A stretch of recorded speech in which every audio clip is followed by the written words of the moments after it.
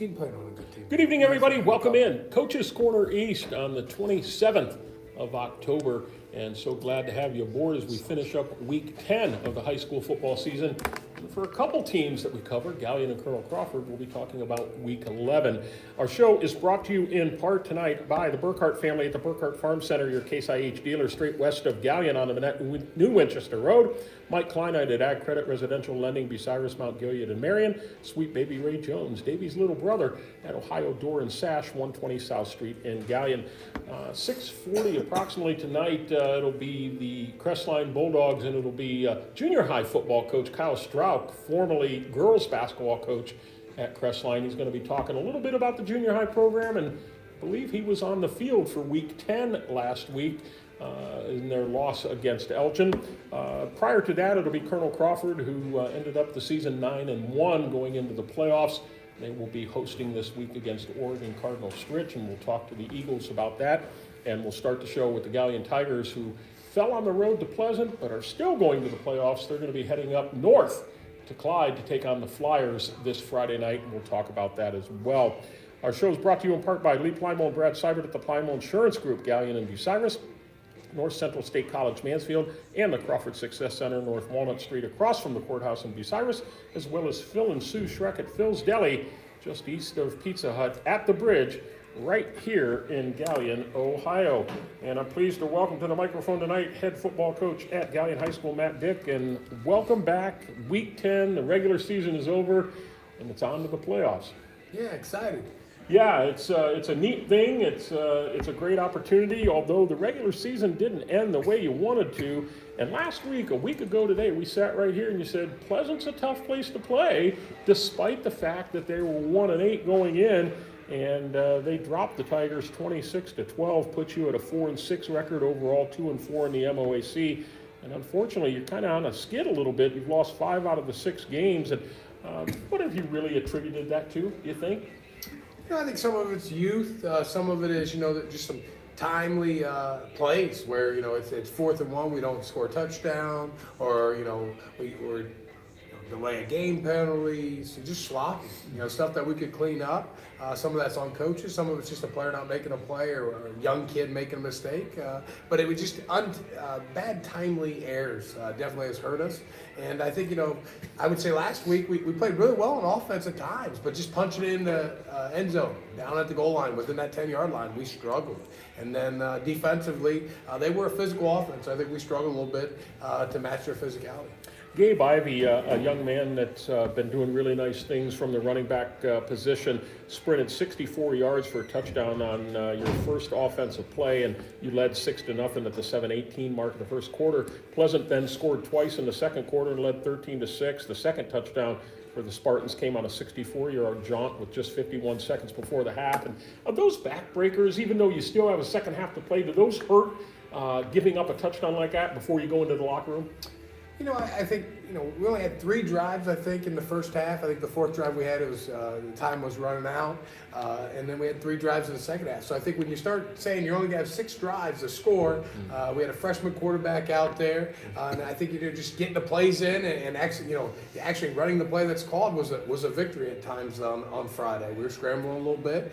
He calmed down, played some really good ball late in that game. Completed some big-time passes, but then again, we got down at the goal line and we just didn't quite execute like we'd like. You'd mentioned Cooper Kent, your starting quarterback, fell to an injury in the second quarter. Freshman Braxton Prosser came in. What is Cooper's prognosis for this week? Will he be able to play or not? No, he's going to be out for a little bit. Hopefully we'll get him healed and get him back to basketball. And Braxton's getting all the reps this week, and we're getting Sam Wegesin, who's a senior here, getting him some reps a little bit, ready for backup, and hopefully he'll be able to execute a little more now that he's getting a little bit more of the reps. Being in the media, we have to ask the tough questions or the probing questions sometimes, and as I've followed your program all year long, early in the year, Hanif Donaldson was at that quarterback position, started the year there. Is that something that you could employ against Clyde coming up this weekend? You never know. Okay, and that's kind of the answer I expected you to say. So we're falling right in line for sure. Looking into next week, you say we'll have to do some things to help him out. That's what you mentioned in Braxton Prosser. And going on to the second half, Ivy took the second half kickoff 76 yards to the Pleasant 10-yard line, but then, as you mentioned, turned it over on downs. Sam Wegesin, who's here, took it in from 1 yard out on a 4th and goal to cut the lead to 13-12 with 2:01 left in the third quarter. But Pleasant turned right around, and that momentum swing where you think you're getting back into it, and then it goes the other way. How tough was that? Yeah, it's tough. And I think it's interesting how sometimes our defense plays so great, gets us a stop, and we got the ball, and we can go down and drive and score, and our offense, kind of sputtered. I think the flip side of that this week, when our offense, hey, we finally punched in, let's go, and then all of a sudden Pleasant got the ball back and went on like an 18-play drive and ate up the clock, and whether they scored or not, it just ate the whole clock away, or they scored. So it was tough. It was definitely tough for our boys, tough for our seniors. But you got to give a lot of credit to our kids. They've had a good week of practice. We talked about Clyde's a tough opponent, but it's a new game. There's a reason why you play the games, and take the coaching. Let's try to get better this week. And our seniors and our kids done a great job of that this week. Very good. Pleasant, 378 yards total offense, 272 of that on the ground. You had 236 yards of total offense. Gabe Ivy, another over 100-yard performance, 12 carries, 109 yards. Freshman Braxton Prosser, quarterback, 10 of 20 for 108. Is that more throwing that you wanted to do, or was that because you had to get back into it quick? To be honest with you, we started, I would have said we'd be balanced. I like some of the guys that Pleasant has on defense. We have 2 or 3 guys that are seniors that are well developed. They can stop the run. But on that opening drive, we caved their whole line in. Guard pulled around. It was gorgeous. It was clinic tape. And I was like, all right, let's run the ball. And we did some good things. But we had some calls. Second series, I think we missed a signal, and we called a play that we weren't trying to call. And then the third series, I don't remember exactly what happened. We might have scored. I can't remember off the top of my head. But, just little stuff like that. I thought we could have lined up and ran the ball all night long on them. And I also thought our play-action game would have been successful as well. I think the third series was when Cooper went down and he got hurt on the very first play on a play-action pass that he completed, and he handed the ball off 2 more plays in a row, which, kid with the broke collarbones out there playing, you got to give that kid credit. He's a tough kid. He may be a small kid. He may only be a sophomore. But the fact that he could play 2 more plays with broke collarbone, it was really impressive. And we got some tough kids again. There's no doubt about it. Yeah, for sure. And I have to mention Landon Campbell as well, 7 receptions for 59 yards. So, again, even though it didn't result in a victory, still some production there on the offensive side. Take a break here before we talk to the young men around the table. Show is brought to you in part by Steve Kurtzman and Associates at Innovative Recycling, 352 South Street, Galion. Candy Bolin at Bolin Realty, 2 blocks west of the Uptown Galion Square. And John Cross across Carpet and Custom Floors, 302 North Seltzer Street in downtown Crestline. Starting off tonight, it's we've got mostly seniors tonight. We've got Alex Griffith, 1 sophomore down there. But we're starting off with Caden Roberts, and welcome back for maybe the final time, maybe not the final time. We'll just have to see how things go. But it's been a kind of a crazy year, kind of an up and down year. Started high, sliding a little bit, but you got in. You got into the dance. You get one more game. And I talked about this with, I think, Crestline last week, and you only get so many paydays in football or athletics as in general in high school. And you get one more payday. Despite the loss, what was that feeling when you found out we are going to go to week 11? Just come out, and I knew we were going to get like a higher seed, so just come out and fight one more time with the team. Yeah, you got one more game with your seniors and of course the underclassmen as well, but there's a special bond. The seniors have been through it for a long time. So Coach said you had a really good week of practice. What's changed from regular season practice to this week? Yeah, we know we're going in as underdogs, and I think part of our team mentality is we like being underdogs. We enjoy going in there. So we just want to go in there and get an upset. Yeah, I was gonna ask you that very question. I'm glad you brought that up. Some people really like that. Some young people just say, "No, I want to be on top. I don't want to be the underdog." What advantage do you see to being the underdog? Just going in there, kind of not having the high expectations. We can just go in there and fly around, have fun. I know at least on the defense side of the ball, Shelby week, we were underdogs. And we kind of realized first half, we're like, man, we can play with these guys. There's something to it, I think, from a mentality standpoint, when everybody's kind of casting you down and you kind of, a WTH situation of saying, whatever, I'm just going to go out and I'm going to just perform, and there's no pressure there. And that can be a dangerous team, and that's something that you can do because Clyde being the seed that they're at, everybody's expecting them to just roll, but even though you have to go to their place, you've got a great opportunity for sure. Well, good luck to you. I hope you have a great experience. Next up, Sam Wegesin is here, a senior as well, and got yourself a touchdown. That had to feel good, but you probably would have rather had the win, right? Oh, that wasn't my touchdown. It wasn't? Well, No. according to the... I saw you look a little Yeah. funny. Oh, I was going to give you credit, but according to the reporter, that's what it was. So whose touchdown was It that? was Gabe Ivey. It was his. Okay, Yeah. well, let's give Gabe credit for that, even though I'm sure you would have liked it. Yeah. But all in all, you would have liked the win. So this is going to be a tough opponent. 2 years Definitely. removed from being a state champ. Yeah. They have a winning mentality, a winning culture up there. How do you defend against that on both sides of the ball to kind of steal a win on the road, so to speak? I mean, we definitely got to match their physicality. And, I mean, being the underdogs, they might think, oh, Galion, we don't have to play our best. I mean, if they have that mindset, we could definitely knock them off. I've talked to you in the past about the fact that you're a really fine wrestler, and we've talked about the physical side of wrestling as well as the mental side. And let's face it, there's not too many young men that are playing high school football going into week 11 that their body's in a good place right now. How do you, as a wrestler, but also a football player, come over that mental side of, I don't feel really good right now, but I have to go out there and perform? I mean, you're always going to have bumps and bruises, but I mean, you just got to play your hardest no matter what. Yeah, okay. And Coach wouldn't lead me on to any surprises, but maybe could there be some surprises on both sides of the ball for the Flyers this week? I think definitely. Okay, well, enjoy yourself and have another good payday there. Next up, it's sophomore Alex Griffith, and thanks for coming. I appreciate it. And, you know, we were talking a little bit about, he's like, well, you know, I'm just kind of along for the ride here. Aren't you having fun? Isn't it a good time? Yeah. What have you learned the most this year through this process as a sophomore, a young person on this team where a lot of young people have had to do a lot of important things? What's been your biggest learning part of this season? Just getting my steps right and being a more physical person on the line. And you're going to have to do that. Every week you're playing against seniors. And how much do you think your progress has come from week 1 to week 10? How big of a jump have you made personally? Well, you can take it from Coach Dick. I've definitely improved. The first week I wasn't stepping the right way, wasn't blocking the right guy, but I'm starting to get it down. You're finally there.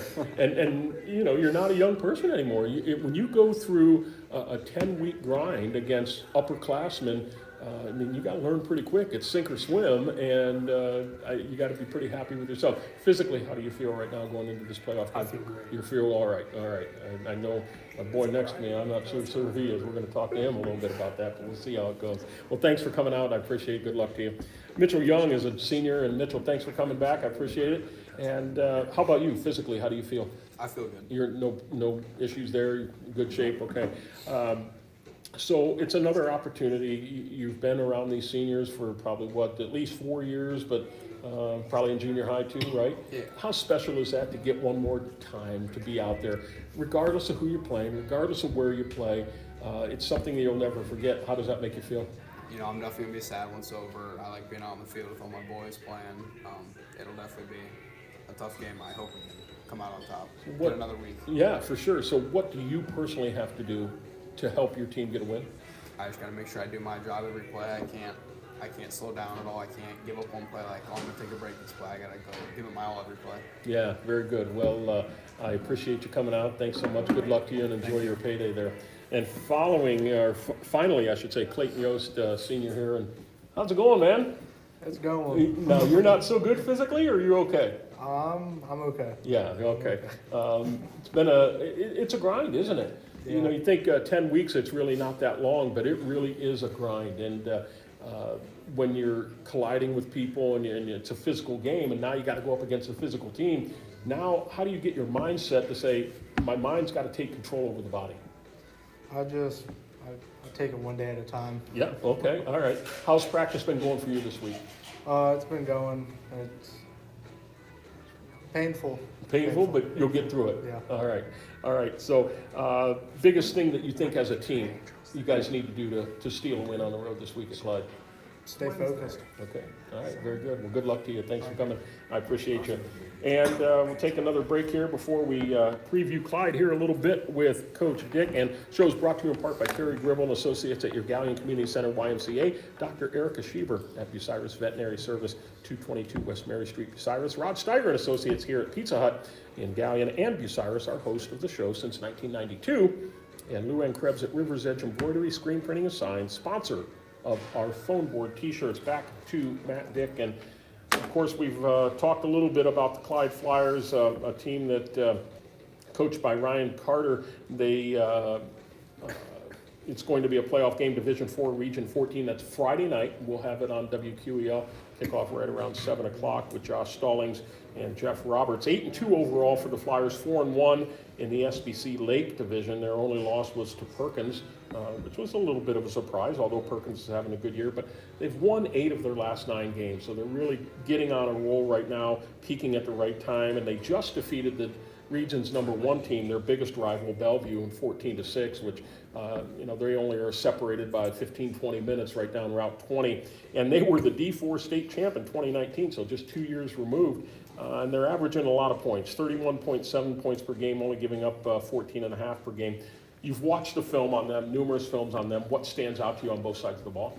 I don't think it's really their schemes. I think it's just how they do stuff. They're a physical team. It's not like their kids are ginormous. It's not like their O-line's like 280 all across the board. But they have good size, and they have good speed, and they just really execute well. And I think it doesn't matter if it's offense or defense. All 11 guys do their job, and they're going to force you to beat them. You're going to have to make a play to catch a ball. You're going to have to make the right read if you're a quarterback on defense. You're going to have to beat a block because their guys are going to get hats on a hat.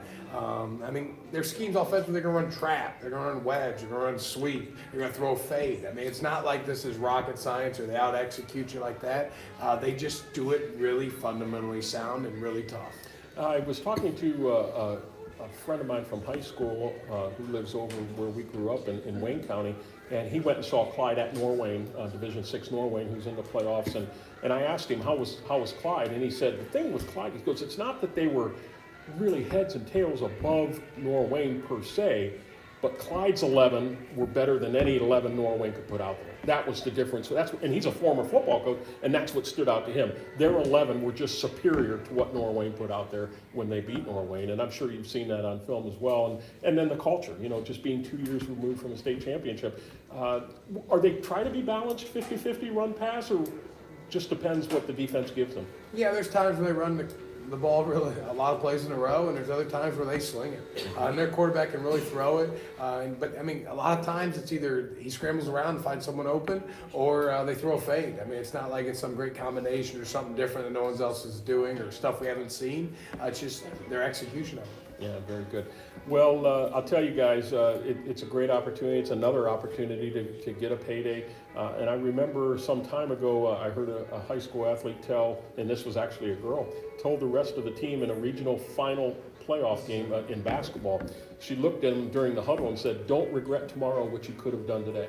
And if I could leave you guys with a message, that would be it. So when you go out there Friday, don't regret Saturday morning what you could have done Friday night to help your team or have that great experience. So I think that's a pretty prophetic statement. So I wish you the best of luck. Enjoy the experience. Thanks so much for coming out. Maybe we'll talk next week, and if not, it's been a great season. I've enjoyed having all of you guys here, but best of luck to you, and again, you can catch it here on WQEL.